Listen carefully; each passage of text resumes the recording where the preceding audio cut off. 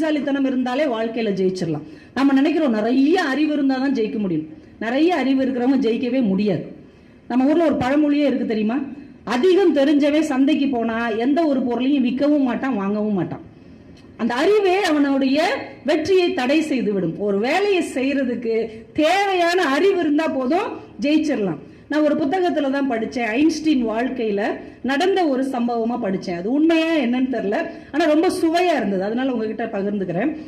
Einstein அவர்கள் அந்த சார்பு கோட்பாடு தத்துவத்தை கண்டுபிடிச்ச உடனே திடீர்னு அப்படியே ரொம்ப பிரபலமாயிடுறார். அவரை ஒவ்வொரு ஊர்லயும் அவரை பேச கூப்பிடுறாங்க, சொற்பொழிவுக்காக, அதை பத்திய விளக்கம் கேட்பதற்காக ஒவ்வொரு ஊர்லயும் பேச கூப்பிடுறாங்க. ஒவ்வொரு நாளும் ஒவ்வொரு ஊர்ல போய் பேசி அவருக்கே போர் அடிச்சிருது. சொன்னதையே திரும்ப திரும்ப சொல்றோமே அப்படின்னு வெறுத்துருது.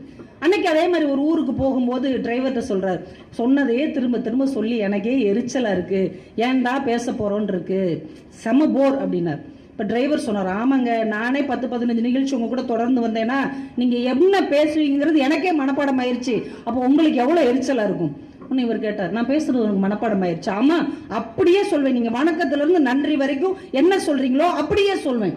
அவர் அசந்துட்டார். சரி ஒண்ணு செய், எனக்கு ரொம்ப போர் அடிக்குது, நான் உனக்கு பதிலா டிரைவரா இன்னைக்கு இருக்கிறேன், எனக்கு பதிலா நீ ஐன்ஸ்டீனா இருந்துக்கோ, அந்த மக்களுக்கு என்னைய தெரியாது, என் புகைப்படத்தை கூட அவங்க பார்த்தது இல்ல, நீ போய் பேசு அப்படின்ட்டார்.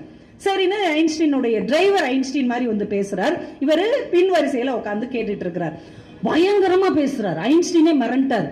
நம்மளை விட ரொம்ப சிறப்பா இதை பத்தி பேசுறானேன்னு ஆச்சரியப்பட்டு இருக்கிறார்.